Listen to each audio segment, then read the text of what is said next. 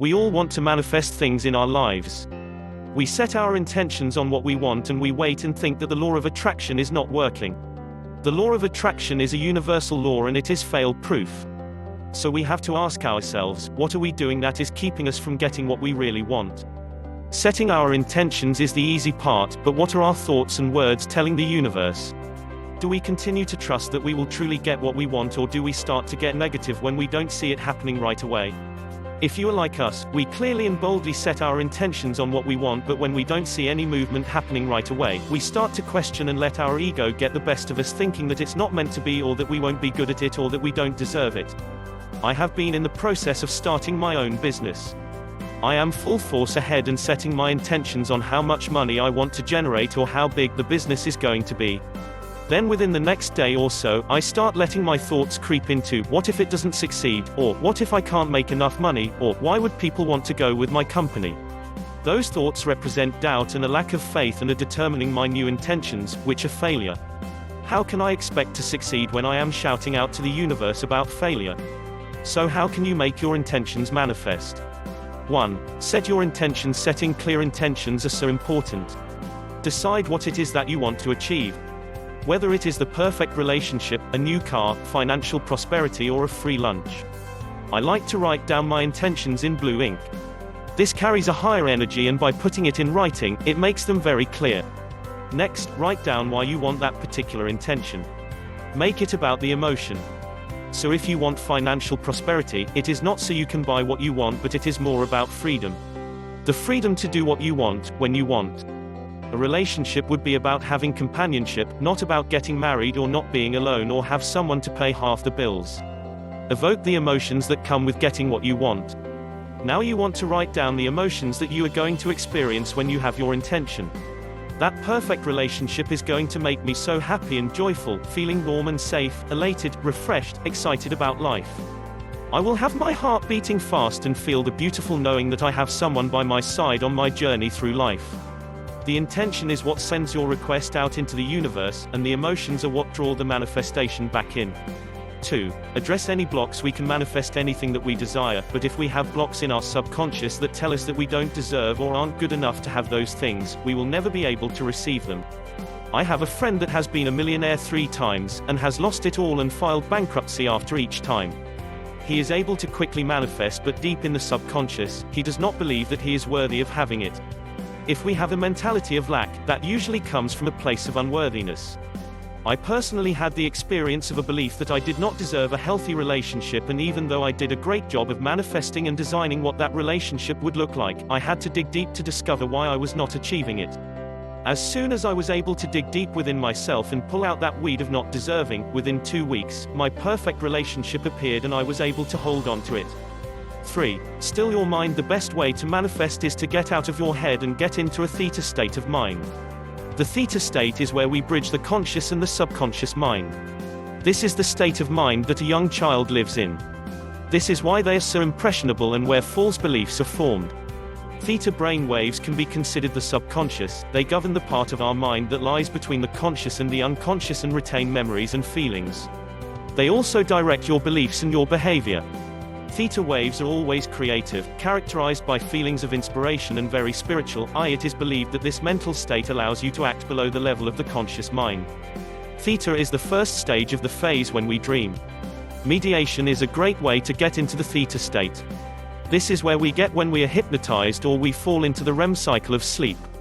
There are plenty of guided meditations on YouTube that can help you get to that state of mind if you are a beginner.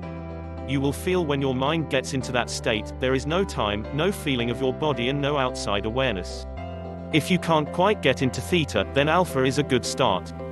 Think of your brain as a radio receives and sends out signals. When you enter an alpha frequency, you are switching stations from receiving, which is beta mode, to sending mode, where you can focus on a very clear intention. If you've ever been driving or zoning out and a great idea has popped into your head, it is likely you were in an alpha state. 4. Visualize. This is the fun part. This is where we get to use our imagination and get into the mindset of a child. In this place, anything is possible.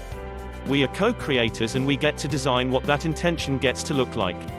If you want a big house, visualize that big house. Live in the house, experience what you feel if you were walking around that house, going into your bedroom, pulling into the garage, swimming in the pool. Live it. If it is relationship you want, dance with your partner, feel yourself in their arms, hear what they would be saying to you, kiss them, hold them, smell them. Make it as real as you can. When you evoke the emotions, this is where you raise your vibration to be in congruency with the vibration of the wish that you desire.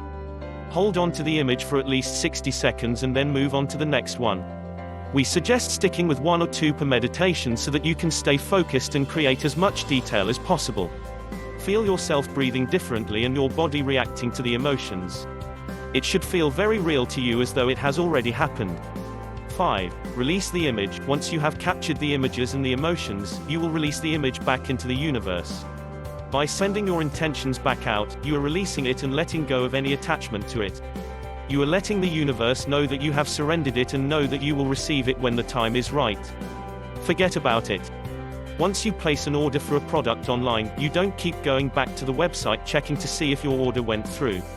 This is where you will have to work on your faith. Don't doubt or question if it is going to happen, you have to have a knowing that it has already happened. Let the universe handle the details. When your intention is clear, the mechanism will appear. 6. Bless and express gratitude. Once you have released the images, send a blessing along with them. Bless your new home, your financial abundance, and your new relationship, and then express gratitude for each one. As Dr. Joe Dispenza states in his book Breaking the Habit of Being Yourself, gratitude is the ultimate state of receivership. 7. Work with your resistances. After you have completed the above steps, check with yourself to see if there is any resistance. Fear is usually the catalyst that can sabotage our intentions. Take note of any fears that you may be holding on to and which parts you resist. Try to express them in words. For example, here are some fears you might encounter when you think about manifesting $1 million. It will be too stressful. People will be intimidated by you. Life will get complicated. Fear you will lose it all. If you want your intentions to manifest, it is important to eliminate those fears that are conflicting with your intentions. Once all the fear is gone, your intentions will manifest quite easily. But as long as you fail to address your fears, no amount of force will permit your intentions to manifest. One of the simplest ways to eliminate your fears is to accept them. Stop feeding your fears with intentional energy, and just allow them to be. For example, if you simply accept that if you manifested $1 million, then your bookkeeping may indeed be more complicated. Then you are no longer giving energy to that fear. You've downgraded the fear into an end result. The difference between a fear and a consequence is acceptance. Fear, simply put, is false evidence appearing real. Which is what makes us crazy. A consequence is an outcome you accept. When we give energy to the fear, you are essentially resisting your desire, therefore creating more fear and not allowing your manifestation of $1 million to happen. We manifest whatever we focus our thoughts on. Millionaires such as Bill Gates state that he always knew he was going to be a multi-millionaire. Get in that mindset and you will manifest your desires. This is what it means to become a vibrational match for your intentions.